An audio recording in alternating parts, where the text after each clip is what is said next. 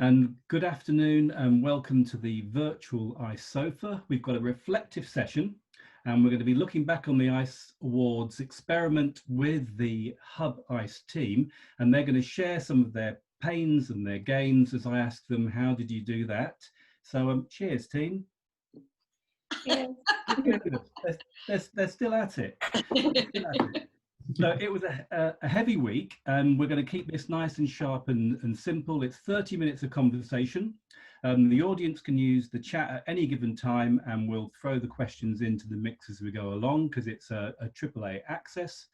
And we're going to be looking at everything that was done, from changing or pivoting from a live event to a virtual event, and we're going to look at as many of the pains and many of the gains and share as much as we possibly can. So first and foremost, Anita, can I start with you? The ICE Awards, they're your fault. Yeah, exactly. Oh my goodness, but we love them, absolutely. And it, you know, when we set it up 6 years ago now, it was all about this recognition of corporate event planners, which I think we've been doing very well. And one of the reasons why we were so excited, and I think everyone was excited about what happened in July last week, was actually that it shows how creative as an industry we are. So yes, all my fault, but I think Ken's got a lot to do with it. And that Jen woman, honestly, and that Robert person. Well, there we go. But first, before we go to Jen and to Ken, there was a point where you had a live event, and then I think you announced to the public on the 30th of May or something. When did you decide that you were going to have to go virtual? So take me back to May the 30th. Yeah, okay. So on May the 30th, we were pretty sure we were going to have to go virtual. We started on the journey in March, and Mrs. Enthusiastic was convinced that we would basically have so many people live in the room, and Robert and Ken both would go, no, that won't happen. I was going, yes, it will happen. Obviously it didn't. And so round about middle of April, we were kind of like discussing how to turn this into a hybrid event. And that was going to be having some people in the room, and then how could we keep the virtual audience engaged? So we had a lot of our ideas in place for the cocktail shakers and everything else, but we didn't really, I was hoping still that we would be part virtual, because it actually throws up quite a lot of conversation about how to keep a live event live, so you've got people in the room, and keep a virtual audience still engaged as well. And we needed to test a lot of that along the way. And someone's actually asked on the chat here, had you ever done a virtual event before? No, it's got to be like everyone. And I think that, you know, when that pesky virus arrived, it was really interesting, because, you know, when we've all been in events years and years and years, and you know what you're doing, it was really interesting going, yeah, virtual events would be fine, because, you know, we did turn quite quickly and pivoted into positive, let's reinvent and everything else. And that whole thing of doing a virtual event, we hadn't realized how exhausting it was, and everyone would be going, yes, it's exhausting, because it's just mentally challenging all the time. So yeah, it was really interesting to do that change quite quickly. And so can I ask you, Ken, so you've decided to change to a virtual event, or it still could have been hybrid at that particular point. What did you already have in the bank in terms of your content, in terms of your brand, and then you're changing the brand to a virtual brand or a hybrid brand? What did you already have in the bank at that time? Well, most of our equity in the bank was related to our live venue. We were going to be at Reba, so we were working on theming it around the strength of the Art Deco, etc. So we had to throw all of that away. So we had to think hard about our values and our purpose, and try and work out the tone of voice and the vocabulary and the imagery to retain that brand. And then we had to think way outside the box of the channels and the vehicles that we could adopt in order to deliver the same excitement that we can deliver when we're live. And that was our initial challenge, and that's where we brainstormed for quite some time. And someone's asked here, what new skills did you have to learn?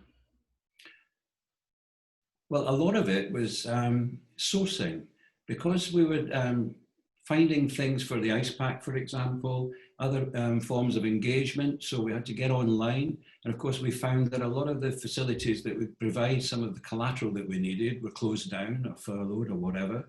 So it was then a big challenge to source stuff and also to get it delivered in time for the actual event. So it's still the same production issues that you have with the live event, except the actual issues are slightly different, but the process is very similar. Well, it seems it until you get stuck into it, and then you realize that, you know, the time span, the people you're working with, the suppliers, and also it's, you know, it's virgin territory, so you're not sure if it's going to work. Whereas, you know, you've got experience, you know, decades of experience of running the live side of things, and you know that if you do that, then that will happen. But in this environment, you just had to take a bit of a guess, an educated guess, that the outcome would be what you were expecting. And Jen, at the same time, so you've got certain brand equities, Ken's sourcing new suppliers for you. In terms of the communications and the marketing, which you led on, how is it different for doing a virtual or a hybrid event to doing a live event? Well, I think once we decided that it was going completely virtual, that's when all the hard work began. The existing comms and social plan went completely out the window. That all had to be redone. I think in terms, for me, I think it was the tone of messaging that I needed to get right across social and across all the comms. We wanted to be, you know, the ICE community is upbeat, but we needed to be supportive of all individual circumstances as well. So, you know, it was quite tricky. And we also want to get across the message about look back at all your existing events or the events that you've done. Look how amazing and creative you are. Please enter, you know. And, you know, I think we did get that message across, and it was encouraging to see more and more people join the community. You know, and we've had an increase in the entrance as well. So, yeah, it was, I think, more tone. I think that was the key thing for us. So with the wider spread of communication and more channels, you actually saw more numbers. Everything got bigger. Yeah. Unbelievable. I mean, LinkedIn in particular, we've more than tripled the amount of followers that we had. An increase in engagement, organic impressions. It's just been, you know, unbelievable the amount of you know, social interaction and on Twitter as well, but in particular more LinkedIn. In the case of entrance, we've had an increase in entrance. One of my parts of my role is to ensure that they've got everything that they need when they enter in, and just support them throughout the whole process. And a lot of them fed back that the process of looking back at their events was really motivational. So that, again, that was really encouraging, gave us something to use going forward. So Anita, more entrants than normal. Yeah, no, it was just, so we were really scared. So around about beginning of March, we were going, oh, we get entrance, or we get entrance. And Jen did an amazing job of keeping pushing forward that positive message. And, you know, we thought people may not enter this year because obviously it was quite a lot of people being furloughed, but we did extend the deadline so that we would make sure that we'd get more people because they were coming off furlough. So that always extend the deadline. Come on. Exactly. Always extend the deadline. Always extend. In fact, anyway, there's another thing about deadlines altogether. But what I found really interesting about the community that's now been built up, like from a registration point of view, you know, we were up something like 130%, something like that. So it was an amazing leap in registrations.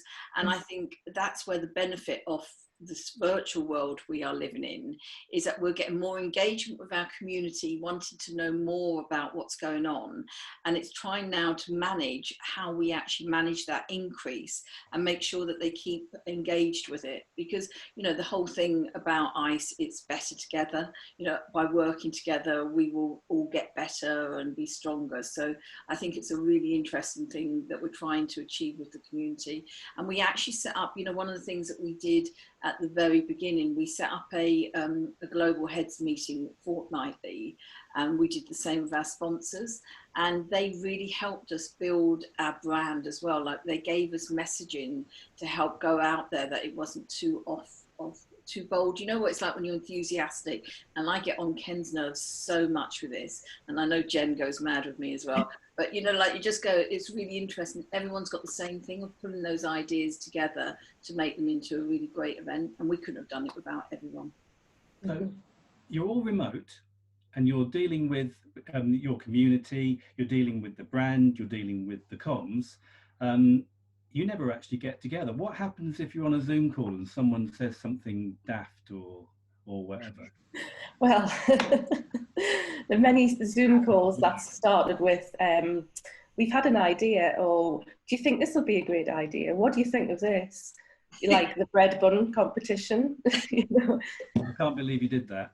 That was so funny. Can I say, and the effort people did on the best bread bun roll thing was fantastic. And I tell you something, that's a really interesting thing with that communication, that people get involved, you know, like everyone's sending different things to different people. But I think that fun element, because we're all at home, which is quite hard for everyone, you know, and you know, some places won't be going back until next year. And I think that thing of when you send something in the post, make it fun and enjoyable, that people can join in with their families, and I think that's so important. So that's a good point, and that's come up a couple of times in the chat. Networking with virtual events is very difficult. Now, you sent out the ice pack that went to every delegate. Tell me the story of the ice pack. What was in it? How did you send it out? Who came up with the ideas for that? Okay, so the ideas came out because we have a cocktail cabinet, and our 19-year-old son was back from uni, got on board, should we learn how to do cocktails? So that's where that one came from. But the whole idea about the cocktail shakers and building recipes, like we had one of our friends is nearly a Michelin star chef. He's absolutely brilliant. So he made a great recipe for salad. They did do a recipe for a bread bun that we didn't follow because it was quite funny. They made a recipe for a bread bun, but didn't include yeast because no one could get hold of yeast around about April time. But as we were getting closer to print, we actually, people could start buying flour and yeast again. So we changed it to a normal bread bun, but it was great fun. So tell me, Ken, with the ice pack, that comes into the brand and your sensibilities. What did you design to be put in there? How did it involve sponsors and partners? What's in the ice pack? Well, the ice pack was designed primarily for people to engage physically, so that we get a degree of a live event going on. So in the ice pack was the cocktail shaker. We have some good friends down here in Cornwall who have their own distillery, Foy Valley Gin. They provided us with the gin. We got a shaker from the a mixture from the SEC in Scotland. We dropped in an afters tin with some after 8 mints and a special prize and sponsor offers. And there was instructions on how to use your ice pack. And of course, the recipes for a cocktail, a mocktail, a salad, and the best bread bun. Someone said, where did you get the recipe for the salad? It was delish. This is a Russian salad, I believe. It's quite a complicated one, and I'm amazed a lot of people went ahead and did it. Again, it came from our friend, the nearly Michelin star chef, who supplied us with that particular recipe. And sorry, carry on. So I think that was it. As far as fulfillment's concerned, because fulfillment houses were all closed down, we sourced the dispatch boxes ourselves. We stuffed them ourselves in our kitchen, and then we labeled them and mailed them and got them out to everybody. Did you have to do that, Jen, or was that all done from? No.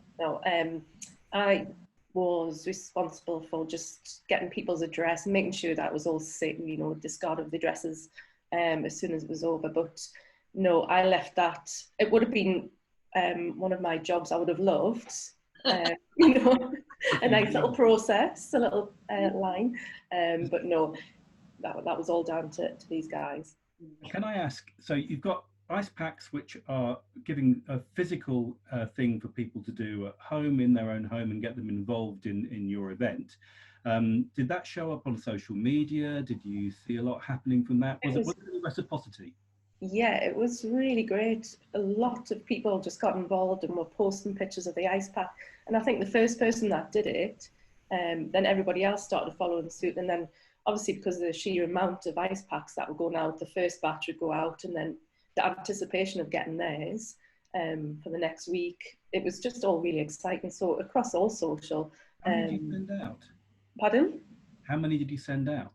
300. It was just like it was really interesting because we actually stopped because there was 360 people actually registered for the awards ceremony part. And what was really interesting, one of our steering group actually recommended, when we came up with the idea in May, she said, look, make sure you've got a virtual pack ready. So there comes a deadline cut off that you can't do any more stuffing or whatever. So we sent everyone a virtual pack so people would still go and buy stuff themselves and join in. So they didn't feel quite so remote, you know, because it's quite an interesting thing, timing on that. And delivery. Important as well, because not everybody wants to give their home address in certain stages. You see that in quite a lot of events.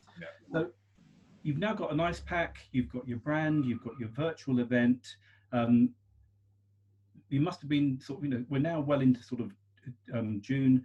What about the actual platform that you were going to deliver it upon? How did you decide to do that? Because you ended up in a studio. Yeah, so there's two parts to this. We'd had obviously our speakers all lined up. We had keynote speakers and case study speakers. And the keynotes, we decided we were going to send film crews out to film them in Israel and in the Netherlands and in France. So that was quite an interesting thing, and lots of things to do with backdrops there. And then we also did case studies, which people had the backdrop delivered to them. So it was quite interesting just seeing that bit as a logistic thing was a little bit of a nightmare because we had to get their approval first of all. Then basically the next stage was them finding the company to actually be supportive of delivering all of this. So basically the DRPG group were absolutely amazing. They provided a team set up to film the case studies. We had a brilliant film company to actually send videos to them. So they DRP knitted it all together for us. And then we had this amazing day when you're like in front of a camera. And can I say, you definitely wouldn't want to do that for a living all the time. Because it must, I don't know how the newscasts do it and stuff like that. But it was actually DRPG just made you feel so calm in this studio environment with loads of cameras just at you. And it was so thorough at checking that, because this is one of the top tips I would definitely say, is make sure that you're with a provider that does all that testing before to make sure the technology is working. Because they kept saying we need, like we had some great panelists for the sofa session, and they had a lot of they kept saying to my speakers, they would CC me and we've got to speak to you before, we've got to test this, we've got to test this. And I was sitting there going, God, this is a bit overkill, you know, like, you know, because you don't know, they're the experts. And it really wasn't overkill because it made all the speakers relax a lot more because they knew the technology, you know, was correct basically. So yeah, no, it was really, really just definitely couldn't have done it without them. Fantastic. Had your speakers done virtual keynotes and virtual talks before? No, so this is why it took a little while. A couple of them were quite nervous because obviously, you know, we had Cisco, SAP and Philips, and everyone is really busy with their own virtual events at the moment. So, you know, during IceWeek, we had Joost and Guy, and they had their own event taking place that week. So it was a really interesting thing that but we actually sent in, so ICE have started a training program now. It's all online to look at for details. But literally we gave that time with Jerry, one of our communications specialists, to actually train them on how to present. So they felt really loved and comfortable. Sorry, Robert. So you actually coached your speakers? Yeah. Yeah, so because it's a different world that we live in now, you know, it's that virtual thing, and it is so difficult. It really is for everyone, and it was a really worthwhile thing because they had like only an hour with the coach, but at least they had some coaching, and they just went through the presentation, and you know, I think they came across very well compared to you know what I would be like first time round. So can I ask you, Ken, with the ICE talk was spread over a week, why did you decide to put the content over a week? Attention span. People were talking about Zoom gloom and other sorts of exhaustion from being furloughed and locked down, whatever. So we thought a shorter period of good, concentrated, quality presentations was a better idea. Yeah. A bit like a TV show that happens at the same time every day, like a magazine program. Yeah. And you sent a crew out to film all the keynotes. We did. We sourced some guys, like an agency, who then sourced some people on the ground. And that was very, very successful. They were great. One of the pains from this exercise, which I can share with everyone who's watching and listening, is that when you are remotely producing a presenter talking to camera, and we were trying to get a sort of broadcast feel to it with a couple of different angles and whatever. And I was trying to direct it through a Zoom call to overseas film crews. That proved a big challenge. Going forward, we would definitely hire an on-site producer to make sure that they were following the brief. Yeah. Understood. And also the other thing is we wouldn't do a backdrop for the keynote speakers, because when you're filming someone with a proper camera and everything, you know, you expect that bit of movement rather than the static of a Zoom. And because they were trying to consistently have, this was SAP and Cisco, because the film crew were always trying to have this backdrop in, they couldn't do much movement on the camera. So it just still, and for me, it felt like a Zoom call still, you know, a Teams call. Yeah, and someone's asked, how did you get your presenters to share the things? Because there was one story where somebody there was about an illness and how they tested for it and so forth, and another story, obviously with SAP, you had a platform failure. How did you get them to share such intimate details? Well, you know, it's really interesting. I think this is where you know, that the pesky virus has really changed us forever. And I think people want to share this with the other event organizers, because, you know, that thing about sharing, then you're less scared and you can possibly plan for it.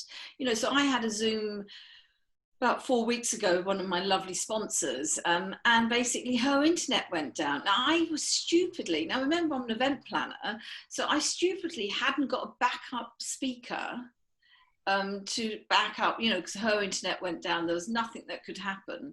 But I think sharing that information helps, like the SAP conversation about using YouTube as the platform to stream on was a really interesting thing, because you know it doesn't go over, but you're not collecting data. So we all have to start thinking about events and data. They're obviously very important, okay, because we're always talking about measurement, but at these times, we just want to engage our communities for them to feel confident and bold and creative with what they're going to do in the future. Yeah, after I saw that SAP broadcast, which was tremendous, and I looked up YouTube afterwards, they've gone down six minutes in the last 6 years. Really? Yeah, no, absolutely. Yeah, absolutely. And you know, we've actually, so all our content, so one of the things I really want to say to people today is that if you're watching a really great webinar or something you've seen, it might not even be about events, but something that's really useful. We've got a YouTube channel now, which basically has all these really, so we've got webinars, case studies, but you know, like we're going to have 2 minutes of people talking to camera about, oh my God, my Zoom tables. I'd love to tell you about my Zoom tables. But literally just things to help us all, you know, continue and carry on. Yeah, sharing pains and gains like this. So that takes us to the actual night. So you've got this, you've got your lovely ICE talks, which have run for the week. You've got your excellent comms, that's worked out. Everyone's got their ice packs. You come to the actual awards night. It's the 9th. Tell me about that. Well, the loveliest thing is that like any presenters, you know, we're not presenters, we're event planners, so we're always the other side of it. But so one of my big top tips was to have someone on stage that you can talk to at the same time when you're doing introductions, trying to explain mad ideas. So Vic Hope, who we had on the night, she was just brilliant because she forgot her high heels and, you know, cause she's so glamorous, but she said, I can't go on, can you just take my feet off? And I said, no, we have to do this because this is Zoom gloom, you know, like, so we've got no kind of, so it's really fun. So it was really have presenters on stage that actually can be quite relaxed rather than following a formal script, I think. And just that whole thing of working with partners like DRPG to get it done is just brilliant. And trying to, you know, everyone's talked about the pace of the night. So we did, I don't know if everyone was there, but we did a thing called Zoom tables, and we called it the big experiment. And we'd planned, like me, all our friends, we had about like 30 or 50 friends ultimately on this call. And basically everyone all went off to the Zoom rooms, and I think they would work. But the problem we had on the day, or like literally 4 weeks prior, we'd got upgraded to a 500 package, and no one had said in Zoom to tick a box. And I'm going to do a little video on this separately, because basically it would have worked. I think we would have got everyone into tables. And that table thing on the night for the virtual networking was just brilliant. Literally, we were having to almost kick people off the tables. No, get off, get back to the main room. And someone came up the other day, is that we should do, you know, when you're doing an award ceremony, at the end of it, do an after party where they can go back into their rooms. And I thought this was a genius idea, is so someone said, could you get all the shortlisted people and the sponsor and the judges on that table, so that they can just take some time and actually go, well, you know, why did you win that? And can we see the video? Can we do this? So if you're doing an awards, I'd definitely recommend doing like an after party. If you're doing a Zoom room, and I know someone said on here what went wrong with the Zoom rooms, as you've just explained, what's the ideal number for a room like that? If you're going to have an after party or an after bar and you've got to split people up, what's the ideal number? I think really about 12, you know, like on screen, like we say 10 to 12 people, like you would have around a table. I wouldn't have it any bigger than that, because it's quite hard for people then to communicate. The big thing we did was, and if anyone wants a copy of it, just let us know. We did a lot of work with our hosts of the tables, so that when they went onto the table, because obviously everyone had been sent the pack, but what do you need to do with it? And, you know, if you're a bit shy or you don't really know. So we actually had a briefing pack that went out to the sponsors. We had a sponsor call saying this is what it's going to be like on the night. And we gave them sample open questions to actually go, you know, like, have you all got your cocktail shakers at the ready and stuff like that. So I think that thing about briefing your speakers and your sponsors is quite an important element to it.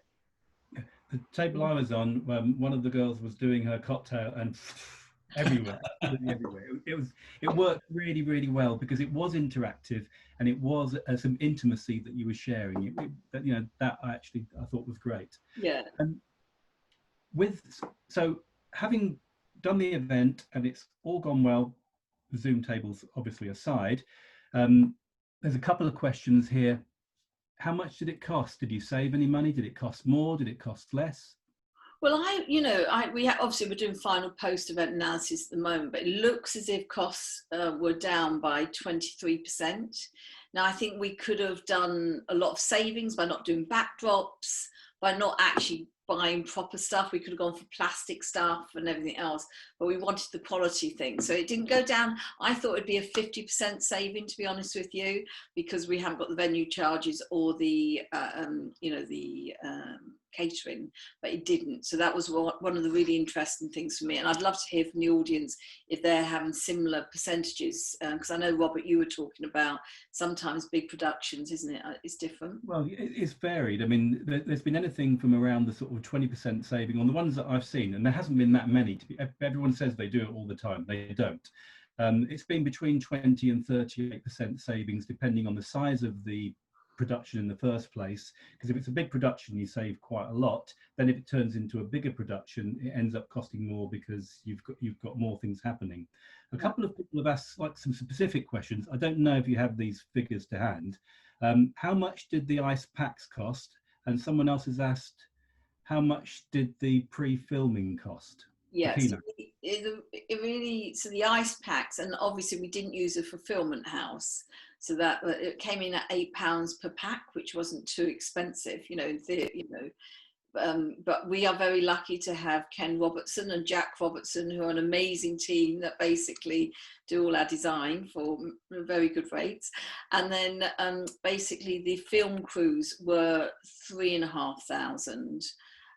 So I always think it's really interesting, is what Ken said, you need to make sure that there's actually a producer there as well on site to do it remotely. And then another thing, I know someone asked me the other day, they wanted to know just the backdrops. So we ordered like 10 backdrops, and there were 2,500 in total. So yeah, it was quite an interesting, looking at the budgets. I'm dying to see what the final one is. Yeah. And someone else said, will the ICE Awards be live next year? Yes. We definitely will be live, 100,000,000%, but we will also make sure, because we got so much engagement from overseas this year, and we'll make sure that we have an on-demand service. So as basically, you know, people present, we'll have it immediately on demand on our YouTube channel. And I have got an idea to try and do the virtual table thing again next year, and Ken and Jen are going to kill me for that, but I think it'll be quite good fun, because obviously we still don't know. Earlier, Jen, about ideas on coming I told out you that's what I have to. And it's actually on the 8th of July, and it looks as if we'll be in the South Bank, so we've got lots of scope for different, you know, sort of like activities, because, you know, after ICE we always like to do things differently. You heard it here first, so 8th of July. Yeah, perfect. But you're going to keep some virtual. Yeah, absolutely, because I think it's really interesting. Someone was saying, one of the heads of events says, look, July is a really bad time of year for us, because I can't come to the daytime. I can come to the evening time because it's my own time, because obviously they're really tied up. So we would keep it virtual as well, but maybe and obviously the awards thing, I think would be so cool to keep that virtual as well in certain ways. Yeah, and as you said earlier on in the conversation, you managed to keep that pace going that you're well known for. Can I ask you, just before we close up, Jen, was there a with more channels and more activity, was there a better data legacy than you would normally have?